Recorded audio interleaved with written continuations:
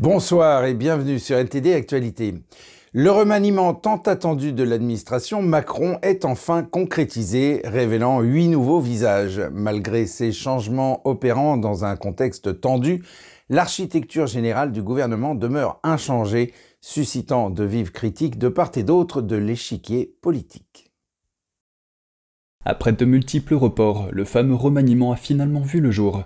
Hier, l'Élysée a annoncé la réorganisation du gouvernement, introduisant 8 nouveaux visages. Parmi les entrées, l'ancien de la gauche social-démocrate Aurélien Rousseau, précédemment directeur de cabinet d'Elisabeth Borne, est nommé ministre de la Santé en remplacement de François Braun. Aurore Berger, la présidente du groupe Renaissance à l'Assemblée, se voit confier la responsabilité du ministère des Solidarités. Gabriel Attal, ex-ministre chargé des comptes publics, reprend les rênes du ministère de l'Éducation nationale à la place de Pape Ndiaye, qui se retire du gouvernement au regret de la gauche sénatoriale, qui considère son départ comme un tournant droitier de l'exécutif. Ndiaye laisse à Attal une multitude de défis, allant de la revalorisation des enseignants à la réforme du baccalauréat, en passant par la question de la mixité sociale dans le secteur privé et le port des abayas. Marlène Schiappa, éclaboussée par le scandale du fonds Marianne, quitte elle aussi le gouvernement. Au-delà de quelques ajustements, l'architecture du gouvernement reste globalement la même. Marc-Philippe Daubresse, sénateur LR du Nord, remarque, je cite, « Pour le reste, je constate que le macronisme se déplace vers la gauche. L'essentiel des nommés vient de la sphère socialiste. » Et des élus de droite et de gauche ont critiqué le remaniement à minima, considérant qu'il reflète une absence de vision politique. Guillaume Gontard, président du groupe écologiste au Sénat, a commenté « Seulement un an après la réélection d'Emmanuel Macron, on aurait pu s'attendre à autre chose.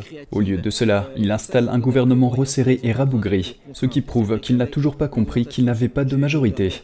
Le président est décidément incapable de travailler avec son opposition. » De son côté, le sénateur parisien Bernard Jomier, qui siège avec les socialistes à la Chambre haute, a tweeté « Ce remaniement gouvernemental paraît plus être un simple changement de tête qu'une réponse politique aux attentes des Français. Nous sommes dans l'écume des choses. » La nuit dernière, les missiles russes ont de nouveau frappé les ports du sud de l'Ukraine, renforçant les inquiétudes concernant les approvisionnements en céréales des marchés alimentaires mondiaux.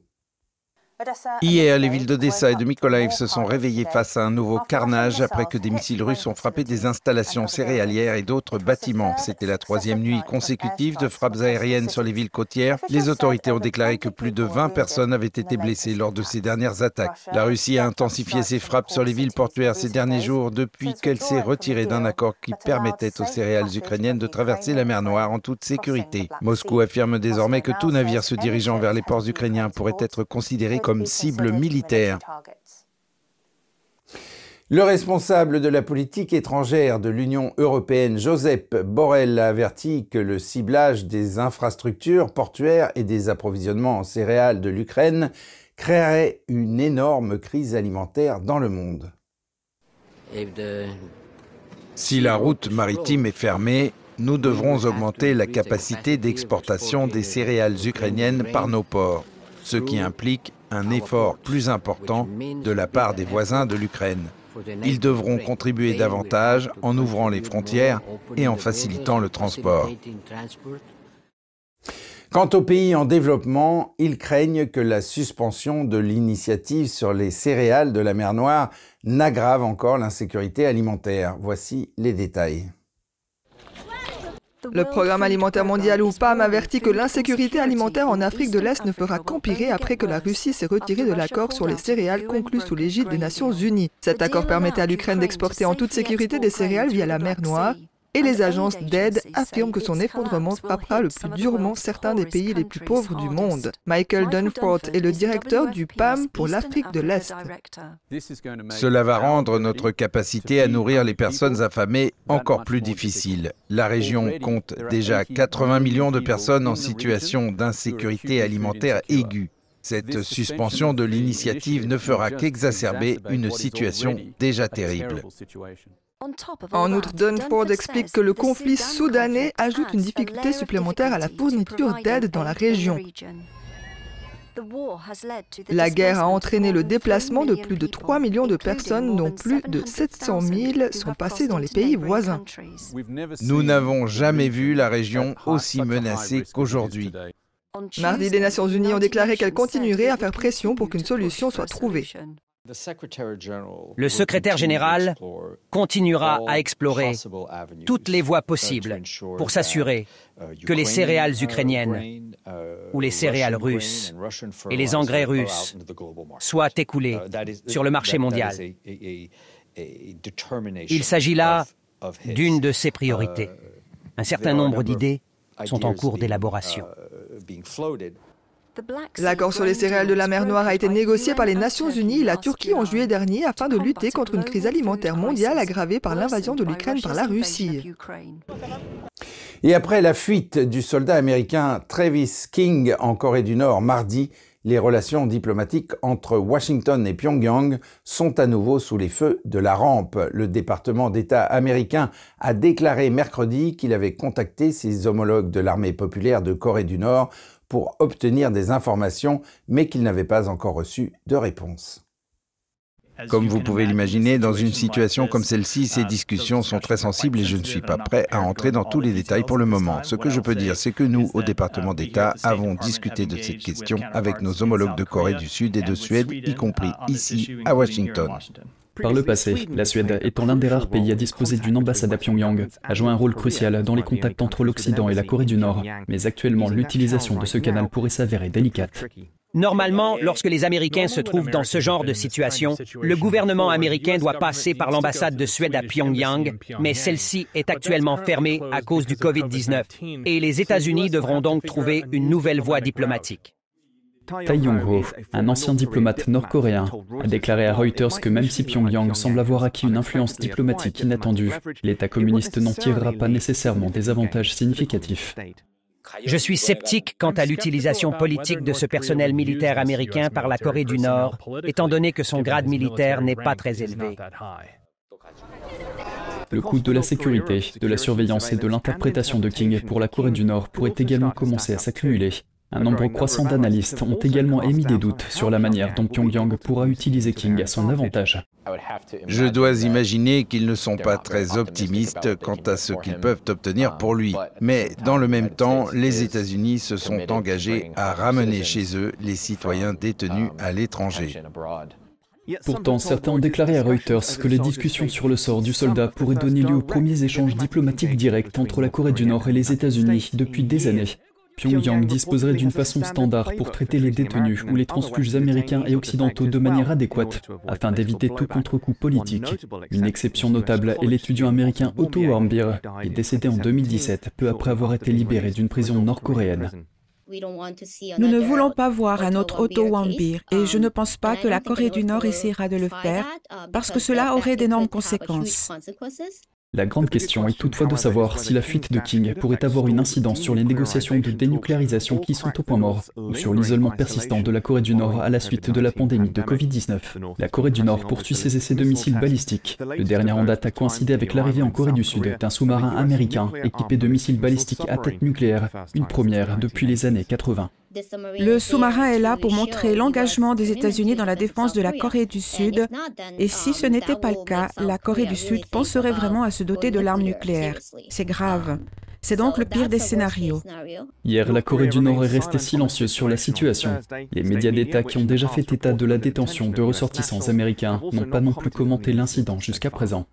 Et à propos des États-Unis, un groupe de discussion à l'Institut Hudson s'est penché sur la répression du Parti communiste chinois sur le sol américain.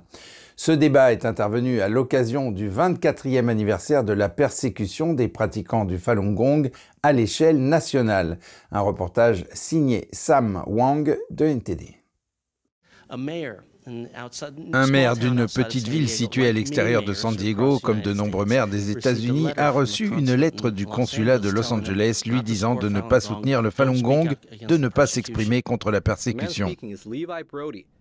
Cet homme est Levi Brody, fondateur et directeur exécutif du centre d'information du Falun Dafa. Il a déclaré qu'une persécution qui se cantonnait autrefois à l'autre bout du monde a fait son chemin sans contrôle jusqu'aux États-Unis. Tout ce qu'ils ont fait au Falun Gong au cours des 24 dernières années est une étude de cas de ce qu'ils commencent à faire et ont fait à d'autres groupes, y compris à des fonctionnaires américains. Le Falun Gong, également connu sous le nom de Falun Dafa, est une pratique spirituelle qui consiste en 5 exercices doux et lents. Les pratiquants suivent les enseignements fondamentaux de vérité, bonté et patience. Fondée par M. Li Hongzhi en 1992, cette pratique spirituelle a rapidement gagné en popularité. Et le 20 juillet 1999, le Parti communiste chinois a lancé une persécution à l'échelle nationale, en utilisant les médias d'État pour diffamer la pratique, et en créant une nouvelle branche de police dédiée à sa surveillance et aux arrestations.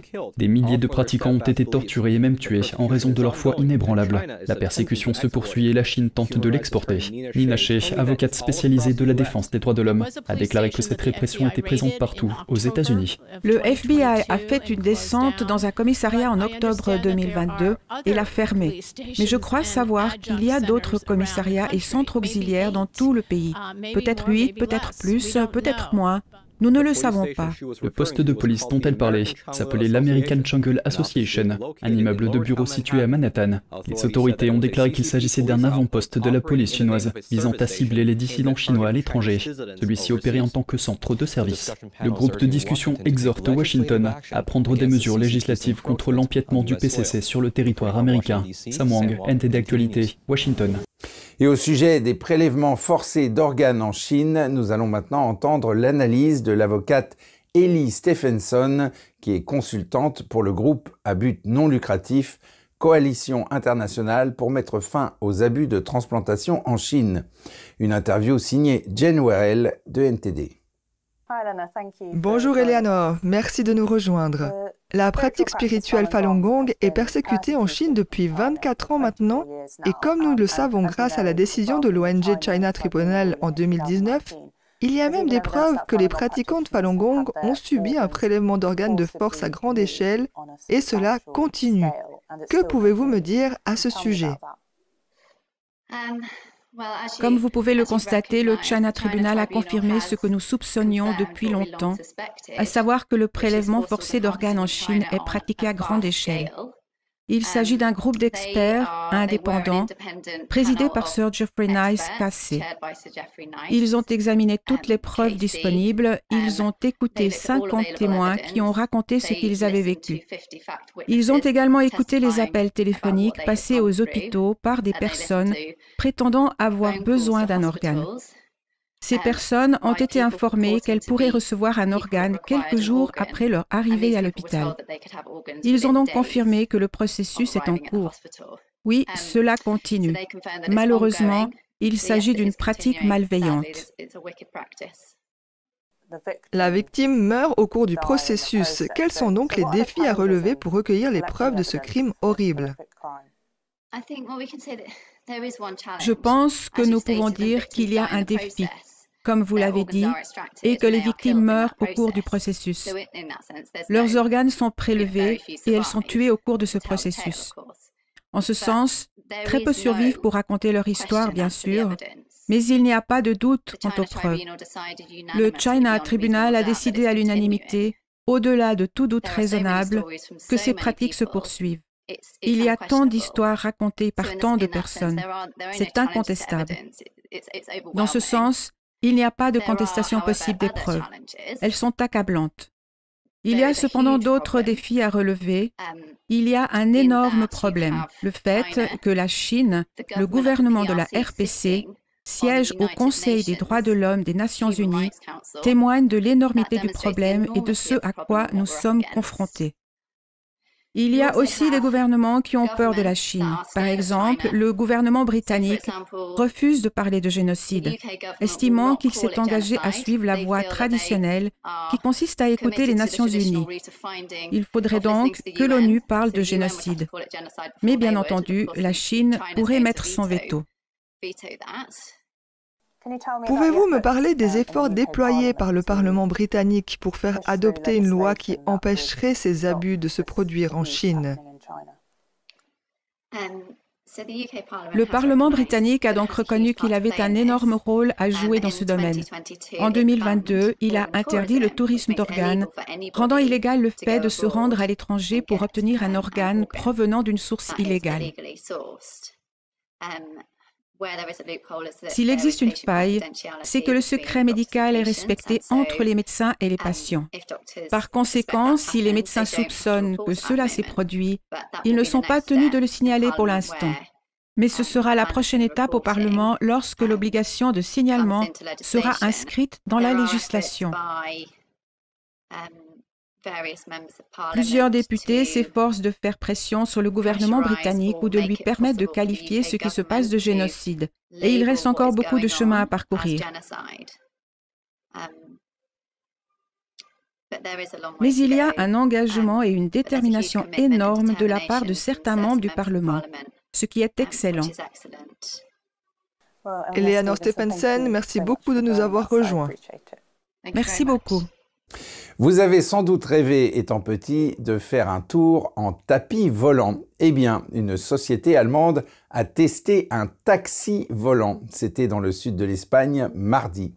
Le Lilium Jet pourrait être utilisé dans un certain nombre de pays dans les années à venir, y compris l'Italie, la Suisse et la Chine. Andrew Thomas de NTD nous emmène. Lilium teste son taxi volant à décollage vertical. Ici à Villacarillo en Espagne, le centre de vol Atlas est l'endroit idéal pour les véhicules volants du futur. L'avion derrière nous est un avion expérimental que nous testons depuis 4 ans. Il s'agit d'un avion à réaction électrique à décollage et atterrissage verticaux, entièrement alimenté par des batteries. La cabine privée du Lilium Jet peut accueillir 6 passagers et 1 pilote. Le vol d'essai d'aujourd'hui a été piloté à distance.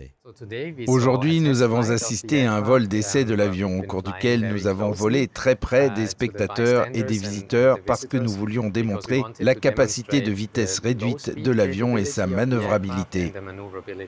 Stewart Birrell est professeur de facteurs humains pour les transports du futur à l'université britannique de Coventry. Selon lui, les taxis volants pourraient devenir une réalité pour le commun des mortels d'ici quelques années. Pour le commun des mortels, je pense que c'est en 2030 que ce type de service de taxi aérien arrivera sur le marché. Lilium a récemment signé des accords pour introduire la mobilité aérienne électrique dans un certain nombre de pays. En juin, le transporteur chinois Eli Eastern a déclaré qu'il avait l'intention de commander 100 Lilium Jets. Andrew Thomas, NTD Actualité. Ainsi s'achève cette édition, merci de l'avoir suivi. Vous pouvez regarder tous les programmes de NTD sur Ganjing World, la plateforme 100% propre en tapant www.ganjing.com/fr-fr ou en cliquant sur le lien qui se trouve sous la vidéo. Lundi, vous retrouverez Laetitia Rodriguez qui vous présentera le journal de 20h. Et d'ici là, je vous souhaite à toutes et à tous et au nom de toute l'équipe un très bon week-end et une excellente soirée sur NTD.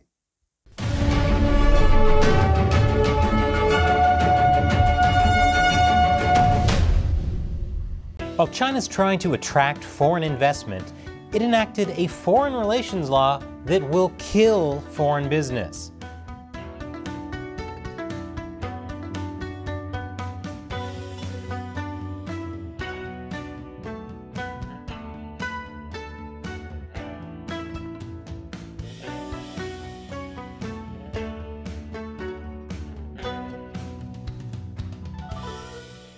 Welcome to China Uncensored. I'm Chris Chappell. The Chinese Communist Party wants foreigners to invest within the country, so it's trying really hard to convince everyone that its economy is doing great. The economy grew 4.5% in the first quarter, the fastest pace in a year. Of course, fastest pace in a year really isn't saying much, considering that a year ago, China didn't have an economy because everyone was locked down under the insane zero COVID policy. Last week, Chinese Premier Li Qiang performed the opening address at the World Economic Forum's 14th annual meeting of the new champions in the Chinese city of Tianjin. He said China's economy is growing fast. So, foreign friends, why not bring your business and your money to China? Quit talking about decoupling and de-risking. That's a false proposition. Everyone should just keep doing business with China. Never mind that the CCP is an authoritarian, genocidal regime. Focus on its GDP. From what we see this year, China's economy shows a clear momentum of rebound and improvement. We have full confidence and the ability to achieve the steady growth of the Chinese economy. on the track of high-quality development in a long time to come. Wow, that sounds great, but if China had that much confidence, then why does it silence people who raise concerns about the economy? Is it because China's GDP numbers are man-made and unreliable? In reality, many are worried about China's economy. One of them is a prominent journalist, Wu Xiaobo. He compared China's economic situation to the Great Depression, which is the last thing China wants people to hear. Well, besides everything on this channel. That's actually our tagline. That's why China censored Wu, claiming that he and 2 other writers attacked and undermined Chinese policy and spread negative and harmful information. According to content moderators, the 3 writers were also spreading smears against the development of the securities market and hyping up the unemployment rate. As a result, China's version of Twitter scrubbed Wu's page of content from April 2022 onwards. If China's trying so hard to hide how bad it's doing, then it's a sign that foreign businesses should have gotten out of China like yesterday. The signs are everywhere. Youth unemployment rose even higher in May to new records. China's stock market is losing momentum, and China's property developers have made little progress restructuring their debt. On top of that, audits have found that local governments have exaggerated their own revenue, adding billions more to China's multi-trillion-dollar hidden debt problem. Communists lying to their leaders to make themselves look better? That is definitely not something that would ever happen. Some people even predict that China's economic recovery is doomed to fail. That's why some foreign investors are pulling out of Chinese markets. But others, not naming names, just can't seem to quit, which will come back to bite them because China has a new foreign relations law. And those relations are complicated. I'll tell you why after the break. Welcome back. China has a bunch of new laws that will kill foreign business in China. First, there's a counter-espionage law that just went into effect. And it is so vague, it's like if the ending of Inception was a piece of legislation. What does it mean? It's up to your interpretation. For example, it says it aims to protect the people's interests. What does that mean? It means more raids on foreign companies and detaining more foreign executives. Because what makes the nation feel more secure than knowing the government can detain people for no good reason anytime they want? Under the terms of this sweeping new law, all investigation activity and data gathering in China, printed, electronic, or oral, can be effectively outlawed as espionage. This could be the fate now awaiting many due diligence professionals and consultants in China, or even just ordinary businesses and their staff. It's no surprise that this would make a lot of people nervous, especially investors. But Chinese leader Xi Jinping is trying to downplay their concerns.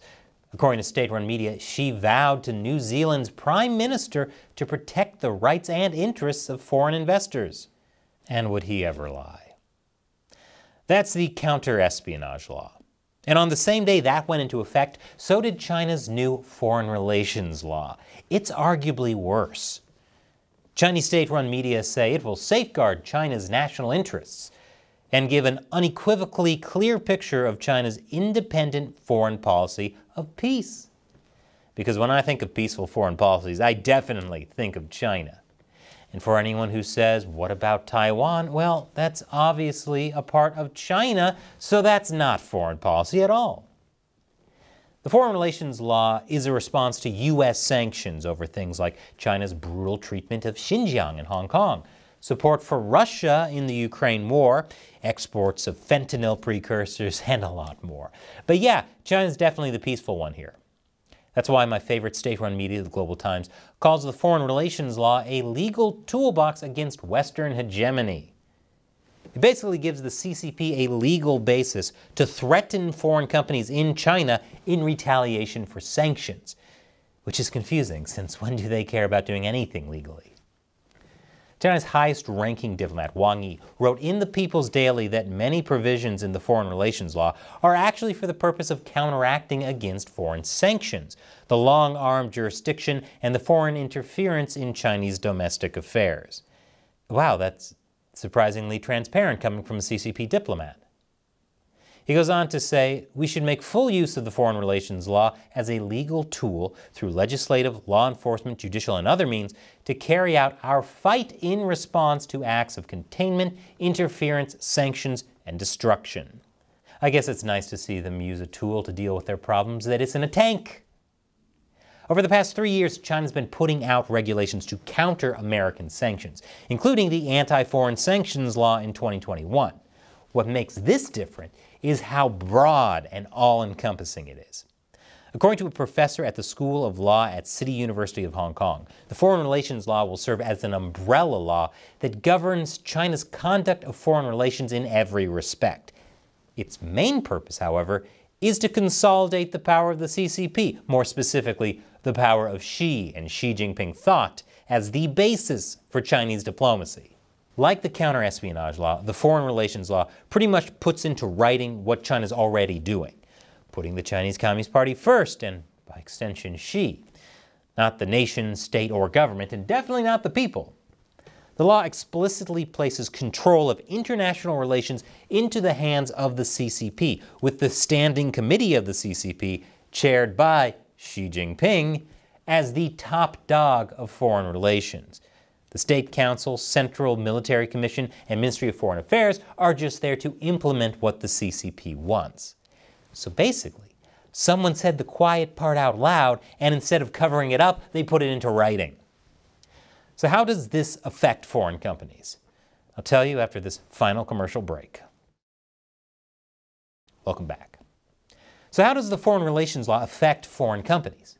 It says China has the right to take countermeasures and restrictive measures against whatever harms China's sovereignty, security, and developmental interests, which I'm guessing means more arbitrary raids, detainments, and data collection, or basically anything else they want to do. Give out a bunch of wet willies and purple nurples? Hey, they had to. It's for national security. And if you question them about it, sounds like you're threatening their national sovereignty. Article 6 of the Foreign Relations Law states that all institutions, organizations, and citizens have the responsibility and obligation to maintain dignity and honor. Dignity and honor.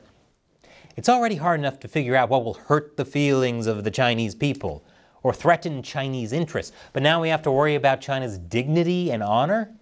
Also, considering China uses rape as a form of torture, they care about dignity and honor about as much as Vin Diesel cares about volumizing shampoo. What would it mean in practice? What if a foreign business accidentally calls Taiwan a country, or complies with U.S. bans on products made with ethnic slave labor? To operate in China, foreign businesses now have to make a choice. They can't have it both ways anymore. Do you follow the democratic world order or the Chinese Communist Party's world order? And unfortunately, experience has made me very cynical about the answer to that question. And this show would not exist without support from viewers like you.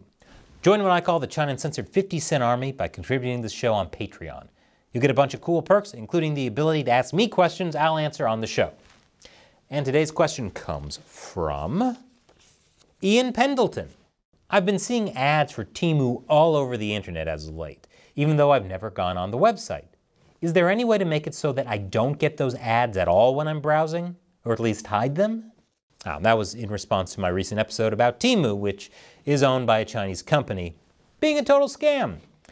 Unfortunately, if you wanted to avoid Temu ads, you shouldn't have watched that episode, because the comments were flooded with people saying that they got ads for Temu in that episode.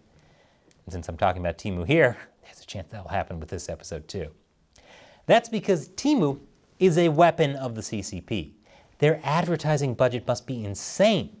And get this, according to analysis by Wired, the average amount that Temu loses on each order to the US is around $30. Temu is losing millions of dollars. But that's fine, because it's being propped up by the Chinese company that owns it, which is being propped up by the CCP. The Communist Party is using Temu to drive American competitors out of business. Even more reason foreign companies should be wary of the Chinese market, because if it still isn't clear at this point, the CCP is at war with the world. So the best way to never see a Temu ad again is to help bring down the Chinese Communist Party by sharing this show with friends and family so they know what's really going on in China. Thanks for your question and your support, Ian, and thank you for watching. Once again, I'm Chris Chappell. See you next time.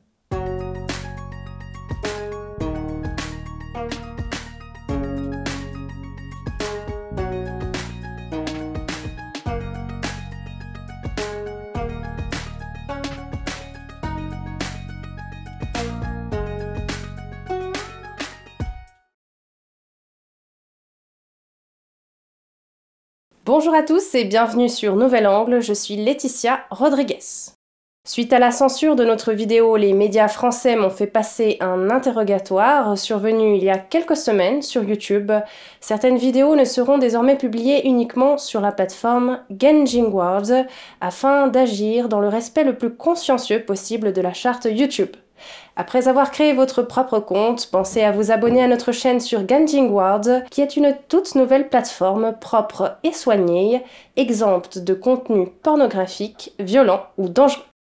Aujourd'hui, nous allons revenir sur la question de la persécution du Falun Gong, qui a toujours cours à l'heure actuelle, et cela depuis plus de bientôt 24 ans. Pour rappel, le Falun Gong est une discipline spirituelle chinoise ancestrale de tradition bouddhiste qui consiste en des enseignements, une méditation et 4 exercices doux qui sont un moyen d'améliorer la santé et le niveau d'énergie du pratiquant. Le Falun Gong a pour valeur l'authenticité, la bonté et la patience. Depuis juillet 1999, le régime communiste chinois a déployé des efforts extraordinaires pour éradiquer ce mouvement, soumettant les pratiquants à des détentions arbitraires, à de graves tortures, à de lourdes amendes, à des travaux forcés et à des discriminations sociales, ainsi qu'à des prélèvements forcés d'organes. Pour nous parler de cette question, nous recevons aujourd'hui Madame Hélène Tong, présidente et responsable presse de l'association Falun Info France. Bonjour Hélène. Bonjour Madame Rodriguez. On sait que des moyens considérables ont été mis en œuvre pour justifier les crimes perpétrés à l'encontre des pratiquants de Falun Gong en Chine, un sujet qui a déjà été abordé par le président de l'association de Falun Gong en France, dans une vidéo malheureusement censurée sur YouTube, mais que nos téléspectateurs peuvent visualiser en cliquant sur le lien qui s'affiche. Madame Tong, dans un premier temps, pourriez-vous revenir sur la vague de désinformation et de diffamation qui a ciblé les victimes et tous ceux qui ont tenté de prendre leur défense en Chine, à l'étranger, dans les premières années qui ont suivi le début de la persécution qui a été initiée, je le rappelle, en 1999. Pour comprendre cette vague de désinformation et de fake news, il faut se souvenir que de 1992 à 1999, le Falun Gong était extrêmement populaire, non seulement en Chine mais aussi à l'étranger, et que c'était le parti État chinois lui-même qui en faisait la promotion. Donc on est passé d'un état où le Falun Gong était adulé, invité, des stades entiers étaient remplis de public enthousiaste pour apprendre ce Qigong, à une période où ce même parti État a réprimé avec une violence inouïe ces mêmes personnes.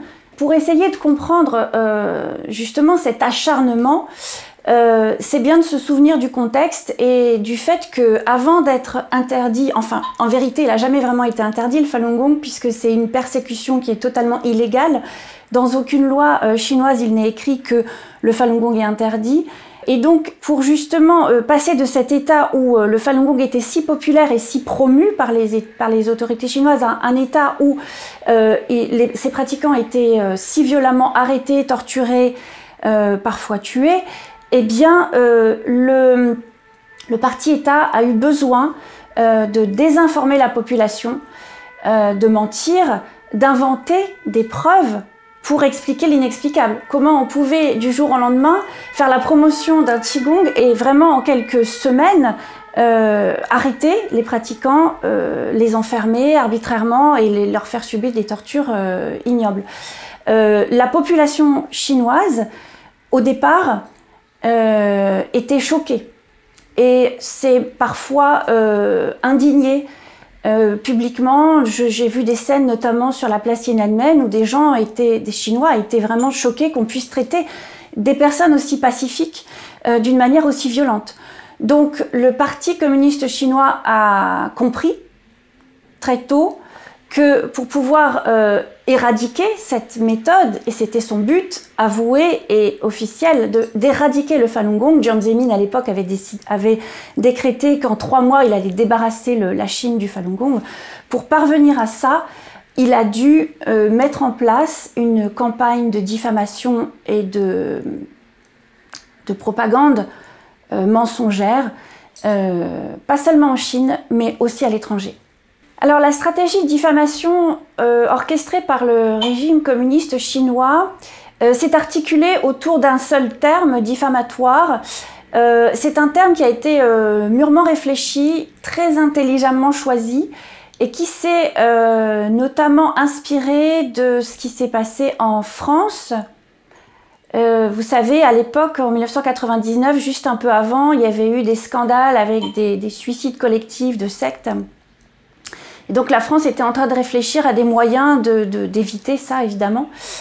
Et donc le Parti communiste chinois a utilisé cette peur des sectes pour diffamer Falun Gong. Alors en Chine, donc, on ne sait pas trop, hein, le Parti communiste chinois extrêmement opaque, très secret, donc on ne sait pas les dessous des discussions, mais on voit comment voilà, ce terme a été choisi à dessein, comment la France a joué un rôle malheureusement contre sa volonté. La France a joué un rôle important, pourquoi ? En 1999, donc la répression a commencé officiellement le 20 juillet 1999, et la même année, en octobre, Jiang Zemin a organisé une visite officielle en France, lors de laquelle il a fait paraître dans le Figaro une interview complète qui apparemment n'a pas été relue, corrigée, elle a été publiée telle qu'elle. Apparemment les mots, les réponses aux questions, à l'époque c'était Alain Pierrefitte, à la direction de la rédaction de Figaro. Il a soumis les questions à Jiang Zemin. Quand il était en Chine, Jiang Zemin a envoyé ses réponses et la condition de la publication, c'était que les réponses ne soient pas modifiées. Donc, Jiang Zemin a utilisé cette opportunité pour lancer la campagne de diffamation du Falun Gong à l'étranger. Jusque-là, le Falun Gong était diffamé en Chine pour tenter de justifier les arrestations arbitraires et les crimes qu'il commençait à commettre contre le Falun Gong de manière totalement injustifiée et sans aucune raison. Donc toutes les preuves étaient fabriquées. Donc il y avait un tapage médiatique. Je me souviens que des Chinois ont raconté, après avoir pu sortir, ils ont raconté comment la population était lassée de ce matraquage à la télévision. Il y a des chiffres, on a des chiffres sur le nombre de fois où les messages diffamatoires passaient en boucle à la télévision, dans la presse. Donc ça, c'était la forme que ça prenait en Chine. Pour essayer de... Vous savez, il y a eu une très bonne enquête par le Washington Post qui a expliqué que pour pouvoir justifier cette persécution totalement injustifiable, le Parti communiste chinois a eu besoin... donc la violence ne suffit pas, les lavages de cerveau non plus. Il fallait commencer à changer la manière dont pensait l'opinion publique. Et pour ce faire, il y a eu toute cette campagne de diffamation et de propagande. Alors pourquoi à l'étranger? Et je vous disais à l'instant que la France a été instrumentalisée dans cette campagne diffamatoire. C'est parce que à l'étranger, des voix commençaient à s'élever, à s'indigner de cette persécution injuste. Et donc le Parti communiste chinois avait besoin de convaincre l'étranger qu'il avait des raisons de persécuter le Falun Gong. Et donc malheureusement c'est passé par la France, par le journal Figaro, avec cette interview publiée en octobre 1999. Et c'est la première fois déjà qu'on entend parler du Falun Gong à l'étranger dans ces termes diffamatoires. Et après il allait y avoir d'autres... malheureusement ces termes et cette citation allaient être reprises dans d'autres médias. Certains médias se sont abstenus. Et puis après, ça a pris d'autres formes. Mais au début, ça a commencé comme ça, voilà, en Chine et les premières fois à l'étranger en France. Vous, en tant que pratiquante, je suppose que vous avez suivi l'évolution de cette diffamation, de la reprise des termes, du moins, du Parti communiste chinois ici à l'étranger, ici en France. Est-ce que vous avez vu une évolution au cours de ces années? Il y a eu de l'amélioration de la part dans les termes choisis par les médias? Si je vous raconte mon histoire, moi j'ai eu la chance de découvrir le Falun Dafa au Canada et je m'apprêtais à aller en Chine et c'était précisément au moment de la répression. C'est-à-dire qu'au moment où le Falun Gong commençait à être persécuté en Chine, en juillet 99, moi j'avais prévu d'aller en Chine faire des études. Donc j'ai vraiment évolué, ça fait 24 ans maintenant, j'ai vécu tout ça depuis la France, depuis la Chine et le Canada aussi, puisque j'ai eu la chance de voyager. Et au début, donc c'est vraiment, mon histoire, c'est celle de millions d'autres personnes. C'est-à-dire qu'on pratique cette méthode, on en retire beaucoup de bienfaits de bien-être, de bien-être physique, de vraiment certains ont vu leur santé s'améliorer. Moi, j'avais pas de soucis de santé, mais ce que j'ai vu, c'est que j'ai vraiment été, j'ai jamais eu de problème de santé depuis. Et puis voilà, un grand bien-être physique et puis intérieur aussi. Ça permet, Falun Gong, ça m'a permis de résoudre des conflits avec des proches ou avec des personnes au travail. Donc c'est vraiment presque une méthode. Quand on l'applique, ça fonctionne. Bon, c'est ça qui m'a plu dès le départ. Et quand je suis rentrée en France, après être allée en Chine, c'était dans les années 2000, fin 2000. Et j'étais choquée de voir que certains médias occidentaux reprenaient les termes choisis sciemment par la Chine. Je me disais, mais comment un média occidental peut reprendre un terme qui est volontairement diffamatoire pour justifier des crimes? Comment les médias occidentaux peuvent ne pas faire la différence? C'était d'abord un choc, déjà j'étais étonnée, et puis ensuite j'ai vécu personnellement des difficultés parce que vous imaginez, je pratique cette méthode, c'est formidable, j'ai envie d'en parler à tout le monde, c'est vraiment, je sais pas, comme quand vous découvrez, je sais pas, une méthode, un yoga, un sport que vous adorez, qui vous fait du bien, vous avez envie d'en parler à tout le monde, vous avez envie de le partager. C'est ce que je faisais avec ma famille et du jour au lendemain, on me dit « Ah mais Hélène, j'étais dans une secte avec un air sérieux, là, un air très grave et de condamnation, vous voyez, et du jour au lendemain, vous vous retrouvez comme ça, pointé du doigt, critiqué, c'est honteux aussi, vous avez honte, vous vous dites « Mais attends, mais non, je ne suis pas dans une secte, comment ça, mais comment vous pouvez croire ça, etc. » Donc on sait exactement d'où ça vient et après, ce qui est étonnant, c'est de voir que les gens qui lisent ça dans les médias et à la télévision, ils y croient, c'est normal, on a confiance dans les médias, on leur accorde du crédit. Si la télé le dit ou si le journal le dit, c'est que c'est vrai.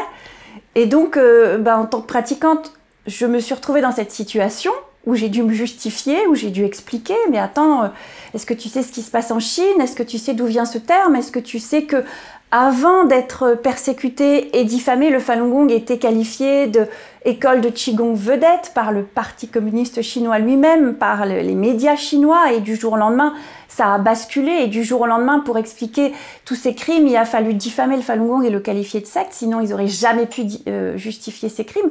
Donc il fallait tout réexpliquer, se justifier, et ça nous plaçait dans une position extrêmement inconfortable, extrêmement désagréable. Et moi, je suis française, je vis dans un pays libre, j'ai pu survivre à tout ça. J'ai pu même...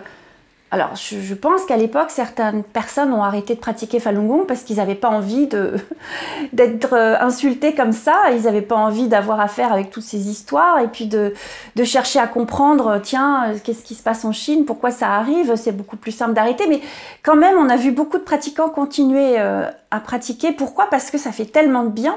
Si vous trouvez quelque chose qui vous fait du bien, vous n'avez aucune raison d'arrêter. C'est pas parce qu'on vous insulte et on raconte des mensonges que vous allez arrêter. Et c'est exactement ce qui s'est passé en Chine. C'est-à-dire que parfois on dit mais si c'est ça, rentrez chez vous, arrêtez de pratiquer. Mais pourquoi autant de pratiquants continuent à faire les exercices du Falun Gong, à croire dans les principes du Falun Gong, vérité, bonté, patience? Pourquoi? Alors qu'il y a des arrestations, des tortures, beaucoup sont morts. Pourquoi? C'est très difficile à comprendre. C'est très difficile à comprendre quand on n'est pas dans la situation. Mais ce que je veux vous dire, c'est que moi j'ai la chance de vivre en France, mais malheureusement en Chine, quand du jour au lendemain on vous dit ce que vous faites c'est illégal, vous allez être arrêté, c'est une secte, c'est dangereux, etc. Il y a des gens qui se suicident. vous êtes très démunis, vous êtes très vulnérables. Parce que vous êtes dans un contexte d'absence totale de liberté, la plus grande dictature du monde. Et donc, un certain nombre de pratiquants ont choisi de résister pacifiquement, d'informer, de résister à cette injustice. Et certains, malheureusement, ont abandonné la pratique parce que c'était trop dur, la pression est trop forte. C'est difficile pour nous, occidentaux, d'imaginer la pression à laquelle ont fait face nos amis chinois à l'époque, en 1999. Cette campagne, les moyens mis en œuvre par voilà, les chaînes d'État, tous les médias officiels chinois, la pression des proches. Vous voyez, moi, la petite Française, j'ai vécu ça dans ma propre famille, alors qu'on est à des milliers de kilomètres de la Chine.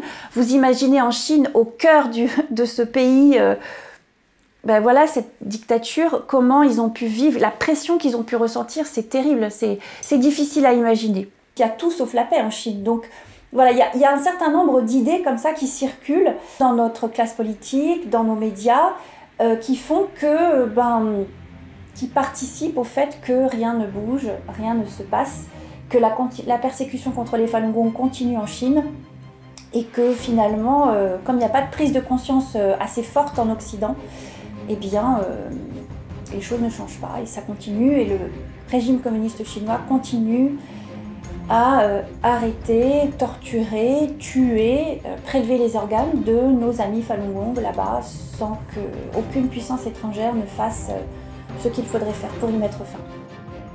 Madame Tong, merci beaucoup d'avoir permis à nos téléspectateurs d'en apprendre plus sur la question et à très bientôt. Merci Madame Rodriguez de nous avoir offert cette opportunité à notre association de prendre la parole sur NTD.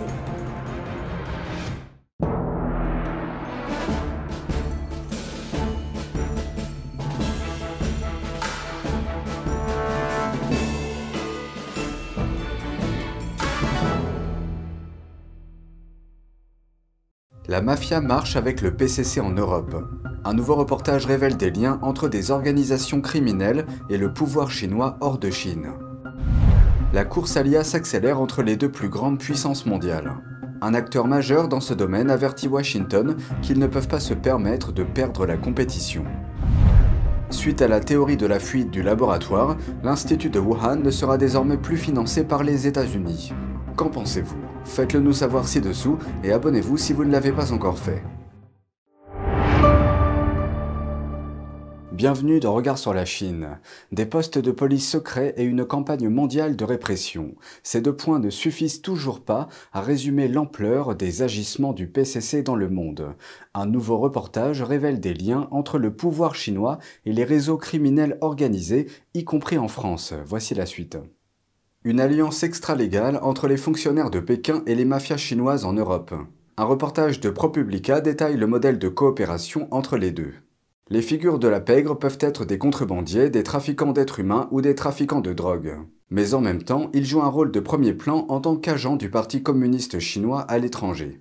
Selon le reportage, les truands servent les avant-postes de la police de Pékin dans des pays comme l'Italie, l'Espagne et la France. Ils sont envoyés pour traquer et terroriser les dissidents, tout en espionnant les communautés chinoises et en les transformant en colonies de l'État policier de Pékin. À Aubervilliers, dans la banlieue parisienne, un cadre a admis avoir aidé la police chinoise à persuader un fugitif de retourner en Chine en 2019, selon Safeguard Defenders. Bien qu'aucun autre détail sur l'affaire ne soit disponible, un haut responsable français de la sécurité nationale a déclaré à ProPublica que la police chinoise, sous couverture, était venue en France et avait rapatrié illégalement 2 personnes pendant cette période. Ce haut fonctionnaire n'a pas précisé si le chef du poste d'Aubervilliers était impliqué. Ces triades chinoises sont sans scrupules, sans limite et extrêmement brutales. Ceux qui sont dans leur collimateur subissent d'horribles persécutions. Qu'est-ce que Pékin échange contre ce genre d'actes? De l'argent et des arrangements avec la loi. Un responsable de la sécurité a déclaré que derrière les gangsters se trouvent des fonctionnaires corrompus du PCC. En 2011, en Espagne, une succursale locale de la Banque industrielle et commerciale de Chine a été impliquée dans une affaire. La banque d'État chinoise a été accusée d'avoir transféré illégalement un montant considérable en euros vers son pays d'origine. Les responsables de la banque auraient mis en place un système permettant aux criminels d'envoyer des boîtes remplies d'euros à la banque jour et nuit. En 2010, un autre crime a été commis dans la communauté chinoise de Prato en Italie. L'un des chefs de gang était recherché pour extorsion de fonds, mais il est rentré librement en Chine, son pays d'origine. Pékin a refusé de coopérer aux enquêtes européennes sur ces crimes. Avec son système, le PCC est directement allié à des organisations criminelles occidentales, et c'est une toute autre histoire. Des analystes voient Pékin se transformer en cartel criminel, prenant position même contre les petites autorités occidentales. La course à l'intelligence artificielle entre les États-Unis et la Chine s'intensifie. Un prodige de l'intelligence artificielle avertit les fonctionnaires que Pékin redouble d'efforts dans le domaine de cette technologie cruciale. Quels sont les enjeux ? Pékin vise à battre les États-Unis dans le domaine de l'intelligence artificielle d'ici à 2030. Lors d'une audition mardi, un prodige de l'intelligence artificielle a averti les fonctionnaires américains que le régime chinois redoublait d'efforts. Cette année, il dépense environ 3 fois plus que le gouvernement américain dans le domaine de l'IA. Pourquoi les grandes puissances se disputent-elles le leadership en matière d'IA ? Tout comme les armes nucléaires dans les années 60, l'intelligence artificielle est essentielle pour dominer le champ de bataille. Le pays qui est capable d'intégrer le plus rapidement et le plus efficacement les nouvelles technologies dans la conduite de la guerre gagne. Si nous ne gagnons pas sur l'IA, nous risquons de céder l'influence mondiale, le leadership technologique et la démocratie à des adversaires stratégiques tels que la Chine. Wang a créé sa propre entreprise d'intelligence artificielle, Scale AI. En ce qui le concerne, la mission liée à la sécurité nationale a quelque chose de personnel. J'ai grandi dans l'ombre du laboratoire national de Los Alamos. Mes parents étaient physiciens et ont travaillé sur la technologie qui a défini la dernière ère de guerre, la bombe atomique. Il a déclaré que le Parti communiste chinois comprenait parfaitement le potentiel de l'IA dans une guerre. J'ai pu le constater directement il y a 4 ans lors d'un voyage d'investisseurs en Chine, qui s'est révélé à la fois instructif et inquiétant. La Chine progressait rapidement dans le développement de technologies d'IA, telles que la reconnaissance faciale et la vision par ordinateur, qu'elle utilisait à des fins de surveillance intérieure et de répression. Les États-Unis ont toutefois des avantages par rapport à la Chine. Je suis tout à fait d'accord pour dire que l'Amérique est le lieu de prédilection des scientifiques les plus talentueux du monde dans le domaine de l'IA, et nous avons donc encore un avantage. Il a également fait remarquer que les États-Unis ont accès à de grandes quantités de données, mais une grande partie de ces données est gaspillée. Nous disposons de la plus grande flotte de matériel militaire au monde. Cette flotte génère 22 téraoctets de données par jour. Selon M. Wang, à l'heure actuelle, une grande partie de ces données est stockée sur des disques durs qui sont effacés ou perdus. La centralisation et la bonne utilisation de ces données pour la formation à l'IA est l'une des choses les plus importantes que le Pentagone puisse faire pour garder sa suprématie militaire. Des nouvelles de la Maison-Blanche, l'administration Biden sanctionne le tristement célèbre laboratoire de virologie de Wuhan suite à la pandémie de Covid-19 et la fameuse théorie de la fuite du laboratoire. Mardi, Washington a officiellement suspendu son financement à l'Institut de virologie de Wuhan. C'est ce qu'indique une note du gouvernement. Il s'agit de l'une des mesures les plus radicales prises jusqu'à présent par les États-Unis à ce sujet. La décision fait suite à une enquête d'1 mois. Dans son rapport, le ministère de la Santé déclare « Ce changement a été entrepris parce que l'Institut de Wuhan n'a pas fourni la documentation sur ses recherches demandées par les Instituts nationaux de la santé en raison des inquiétudes selon lesquelles le laboratoire aurait violé les protocoles de biosécurité des NIH ». Le ministère interdit également au laboratoire de Wuhan de faire des affaires avec le gouvernement fédéral à l'avenir. Il convient de noter que le laboratoire n'a pas reçu de financement du gouvernement américain depuis juillet 2020. Pour en revenir à l'origine du Covid-19, des indices laissent penser qu'il s'agit d'un laboratoire chinois, alors que Pékin est resté très discret sur les informations concernant le patient zéro. De nombreux reporters ont été emprisonnés pour avoir parlé du Covid-19 dans le pays. Certains d'entre eux sont toujours détenus en Chine. Des conditions météorologiques extrêmes mettent les citoyens chinois à rude épreuve. Les autorités chinoises signalent que le pays est particulièrement vulnérable aux problèmes climatiques en raison de sa population très nombreuse et de son approvisionnement en eau inégale. Quelle est l'ampleur du problème et que fait la Chine pour y remédier? Voici la suite. Les variations spectaculaires entre les chaleurs extrêmes et les précipitations intenses mettent à l'épreuve la capacité de la Chine à faire face à des conditions météorologiques de plus en plus compliquées. On craint que la sécheresse de l'année dernière, la plus grave depuis 60 ans, ne se reproduise. À son apogée, elle a touché 14 millions d'hectares de culture et les pertes se sont chiffrées en milliards de yuan. En juin, les stations de surveillance de toute la Chine ont enregistré des records. Le nord de la Chine a été le plus touché. Quelle est donc l'ampleur de la pression exercée sur les réseaux électriques? Les vagues de chaleur stimulent la demande d'électricité pour refroidir les maisons et les bâtiments, et cette pression sur l'approvisionnement peut provoquer des pannes d'électricité et obliger des usines à fermer. Dans le même temps, la sécheresse réduit l'énergie hydroélectrique, ce qui a obligé le Yunnan à réduire sa production d'aluminium en février. En août dernier, la province de Sichuan, qui dépend de l'hydroélectricité, a dû imposer des coupures d'électricité à la plupart des industriels pendant 11 jours. Pour augmenter l'approvisionnement en électricité, la Chine approuve l'ouverture de nouvelles mines de charbon et de nouvelles centrales électriques au charbon. Il pourrait donc être beaucoup plus difficile pour Pékin d'atteindre ses objectifs en matière de réduction des émissions de carbone. L'intensité des précipitations s'est également révélée mortelle. Au moins 15 personnes sont mortes au début du mois de juillet suite à de fortes pluies. Mais des inondations menacent également les denrées alimentaires, les cultures de blé et de riz, cruciales pour la Chine. Cette année, les pires pluies de la décennie ont frappé les champs de blé du centre du pays juste avant la récolte, laissant 15% de la récolte impropre à la consommation humaine. La province du Hunan produit environ 13% du riz chinois. Les autorités disent que la production pourrait être dévastée. Mais que fait la Chine pour remédier à cette situation? En 2015, la Chine a lancé un projet pilote de ville-éponge pour réduire l'engorgement et prévenir les inondations avec de l'asphalte et des trottoirs perméables. Mais il n'est pas certain que ces mesures soient efficaces en cas d'inondation majeure. C'est tout pour aujourd'hui, merci d'avoir suivi Regard sur la Chine. On se retrouve lundi pour une nouvelle émission, prenez soin de vous et à bientôt.